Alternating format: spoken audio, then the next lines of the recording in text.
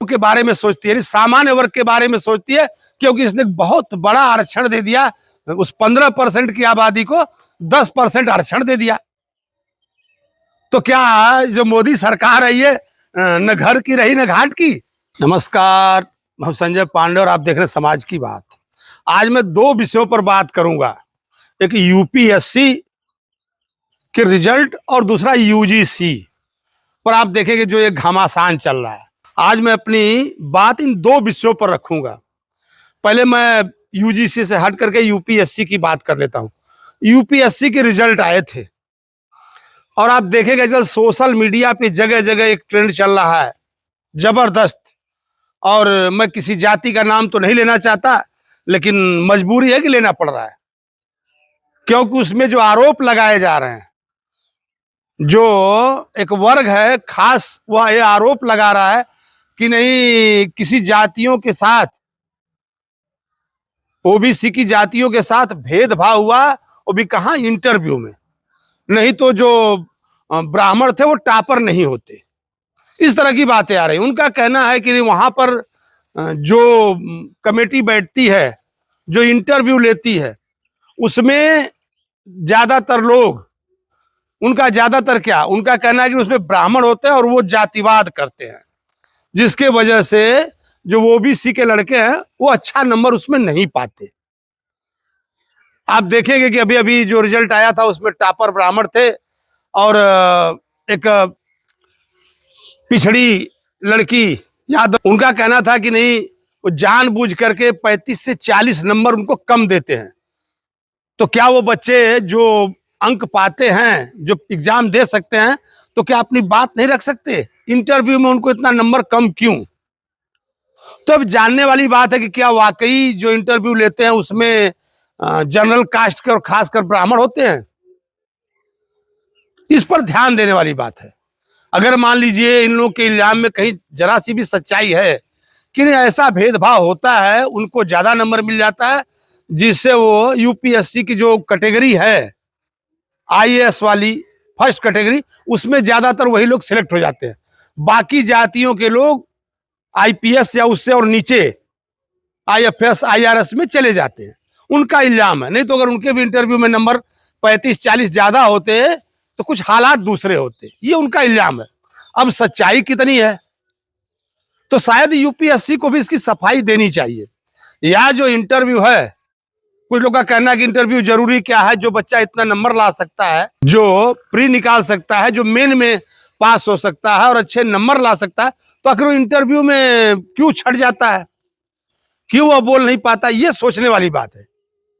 यानी इंटरव्यू की जरूरत है या नहीं, लोग इस पर एक जोर दे रहे हैं कि नहीं वो बच्चा इतना कमजोर नहीं है कि उसको इंटरव्यू देना पड़े।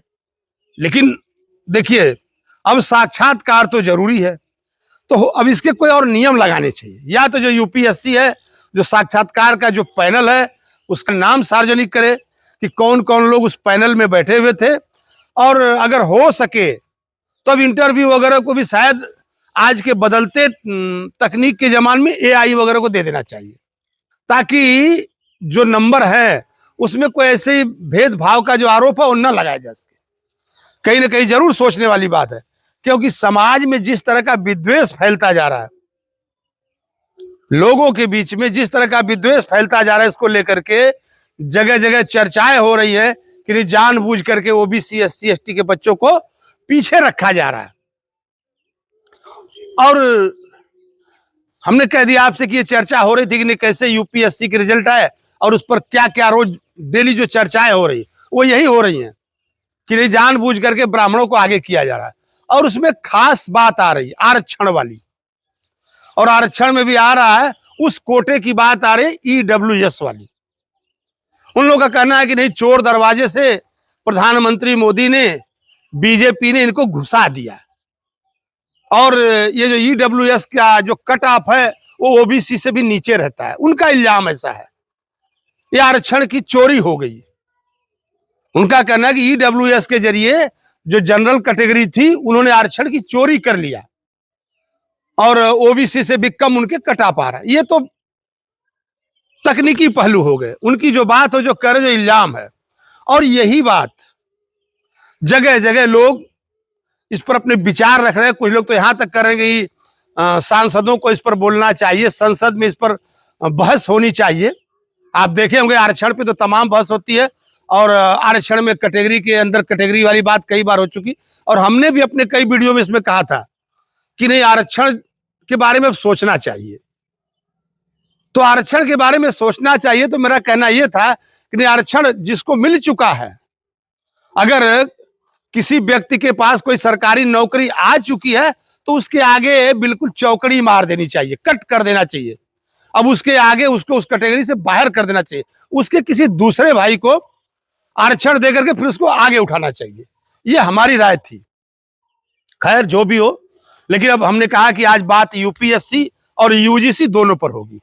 तो यही यूजीसी में आप देखे होंगे कि जनरल जो कैटेगरी के लोग थे, ये लोग बार बार यूजीसी को लेकर के जो नया नियम आया था और जिस पर कि सुप्रीम कोर्ट ने रोक लगा दी, उस पर धरना प्रदर्शन हो रहा था, और काफी जो सवर्ण नेता थे उनको हाउस अरेस्ट कर लिया गया था। कुछ लोग जंतर मंतर पर पहुंच नहीं पाए, कुछ को पकड़ के गिरफ्तार कर लिया गया। यानी उनको जो प्रदर्शन करना चाहते तो सरकार ने करने नहीं दिया। हमने एक अपने वीडियो में कहा था कि क्या यह सरकार के खिलाफ एक टूल किट है। यूजीसी में जितने भी लोग मेंबर थे, जितने भी लोग कानून बनाए, इसमें रखा गया था कि नहीं, अब की बार अब इसमें ओबीसी को भी रख देते हैं, और एक शोषक वर्ग और शोषित एक जो पैमाना था उसको क्लियर कर दिया गया था कि नहीं, जो सवर्ण वो शोषक होते हैं, बाकी लोग शोषित हैं। खैर जो भी हो, लेकिन जो सबसे बड़ी बात थी, जो सवर्ण लाभी आप कह लीजिए, जो जनरल कैटेगरी के लोग इसका विरोध कर रहे हैं, और वहीं दूसरी तरफ जो ओबीसी या एसटी कैटेगरी है, जो अपने आप को बहुजन कहते हैं, उनका यह दावा है कि नहीं, ईडब्ल्यूएस दे करके सवर्णों की भलाई की बात, सवर्णों के लिए मोदी सरकार ने बहुत ज्यादा कुछ किया। अब हमने इसके लिए कहा कि टूल किट, क्योंकि जो सवर्ण लाभी थी कहीं ना कहीं वो बीजेपी के साथ उसका जो रहने का परसेंटेज था वो ज्यादा था अन्य पार्टियों की अपेक्षाकृत। हालांकि प्रदेश स्तर पर उसका पैमाना बदलता रहता था, किस प्रदेश में कौन सी कैटेगरी किसके साथ थी उसके थोड़ा अलग मायने थे। लेकिन मेरा जो कहने का मतलब था कि मोदी सरकार, तो क्या अब वो बात हो गई कि घर के ना घाट के, ओबीसी भी प्रदर्शन कर रहे हैं, एसटी भी प्रदर्शन कर रहे हैं, ओबीसी भी प्रदर्शन कर रहे हैं, एससी एसटी भी प्रदर्शन कर रहे हैं कि नहीं, ये जो यूजीसी है इसको लाया जाना चाहिए। और यहाँ लोग विरोध कर रहे हैं कि नहीं, ये जो समानता है उसको सही से नहीं दर्शाता, इसको हटाना चाहिए। और यह सरकार जनरल लोगों के बारे में सोचती है, सामान्य वर्ग के बारे में सोचती है, क्योंकि इसने बहुत बड़ा आरक्षण दे दिया, उस 15% की आबादी को 10% आरक्षण दे दिया। तो क्या जो मोदी सरकार है ये न घर की रही न घाट की। मैं ये कहना चाह रहा हूं कि क्या मोदी सरकार के लिए दोनों बातें उल्टी पड़ गई। जो बाकी लोग हैं उनका कहना है कि नहीं, इन्होंने, ये तो जनरल सामान्य लोगों की सरकार है, और जो सामान्य कैटेगरी के लोगों कह रहे नहीं, ये तो यूजीसी लेकर के आए, ये हमारे लिए अच्छे नहीं, इनको बदलना है। तो क्या हमने कह दिया आपसे कि क्या ये घर के रहे न घाट के रहे। क्योंकि मैं देख रहा हूं काफी जो सामान्य वर्ग प्रधानमंत्री के साथ रहता था वो काफी आजकल विरोध की बातें कर रहा है। कुछ लोग तो यहां तक कह रहे हैं कि नहीं, यह सरकार सवर्ण विरोधी सरकार है। और जो बाकी कैटेगरी के लोग हैं वो कह रहे हैं कि यह सरकार सवर्णों के समर्थन की सरकार है, उनको इतना आरक्षण दे रही है, वो इतनी नौकरियों में आगे जा रहा है। जो भी है, जो हमारे दर्शक हैं वो आप लोग अपने कमेंट में इस पर जरूर कुछ लिखिएगा, और हमारे चैनल को सब्सक्राइब करना न भूलिएगा। फिर मैं अपने अगले वीडियो में मिलूंगा, तब तक के लिए धन्यवाद।